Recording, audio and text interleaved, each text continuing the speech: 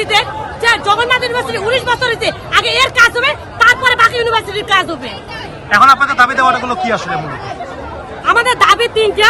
আমাদের প্রথম দফা দাবি হচ্ছে আমাদের মানে হল না হওয়া পর্যন্ত যেন আবাসন ভাতা দেয়, 70% স্টুডেন্টকে আবাসন ভাতা দেয়।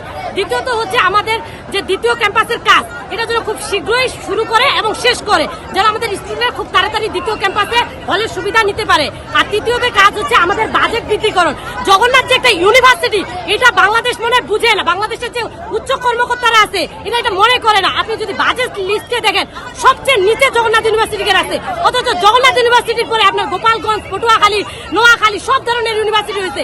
যেখানে কুমিল্লা ইউনিভার্সিটি সব ধরনের ইউনিভার্সিটিতে হল আছে, ক্যাম্পাস আছে, সেখানে জগন্নাথ ইউনিভার্সিটি এখন পর্যন্ত হল হয়নি। ম্যান্ডেট নিয়ে যে সরকার, ইন্টারিম সরকার, এই সরকার কাদের ম্যান্ডেট নিয়ে আজকে সরকার গঠন করছে? জুলাই বিপ্লব হইতো না যদি জগন্নাথ বিশ্ববিদ্যালয়, 7 college, private university 11 July Jagannath বিশ্ববিদ্যালয়ের শিক্ষার্থীরা যদি গণ আন্দোলনে ফুসে না তুলতো।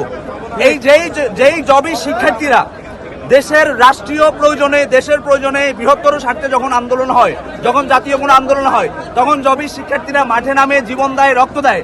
আর জবি শিক্ষার্থীদের ক্ষেত্রেই আপনারা তালবাহানা করেন, মূলা ঝোলান। মন্ত্রণালয়, ইউজিসি বারবার আন্দোলনের পরেও আপনারা শুধুমাত্র মূলা দিয়ে দিচ্ছেন। বিষয়টা হচ্ছে আমরা ভদ্র, আমরা শিক্ষার্থীরা শিক্ষার্থী সুলভ আচরণ করি বলেই ইউজিসি মন্ত্রণালয় আমাদেরকে মূলা দিয়ে এতদিন পর্যন্ত ব্যারিকেডের কাছে যাই নাই, তার আগেই পুলিশ আমাদের সাউন্ড গ্রেনেড, টিয়ার শেল এগুলো নিক্ষেপ করলো। আমরা কি ন্যায্য দাবি নিয়ে যাবো না?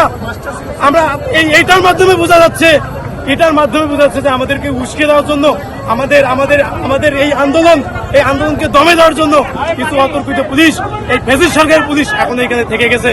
তো আপনাদের এই মিডিয়ার মাধ্যমে আমি জানিয়ে দিচ্ছি, আজকের এই যে অতর্কিত হামলা, আমাদের উপর হামলা, এই হামলার আমরা বিচার চাই এবং আমাদের ন্যায্য ভাতা, এই ভাতা নিয়ে আমরা ফিরবো ইনশাআল্লাহ। আমাদের প্রত্যেক স্যারের উপর হামলা হয়েছে, আমাদের অন্য স্যারদের উপর হামলা হয়েছে, আমাদের বোনদের উপর হামলা হয়েছে। আমরা আপনাদের মাধ্যমে জানিয়ে দিচ্ছি, আপনারা দেশবাসীকে জানিয়ে দেন, আমরা আমাদের ন্যায্য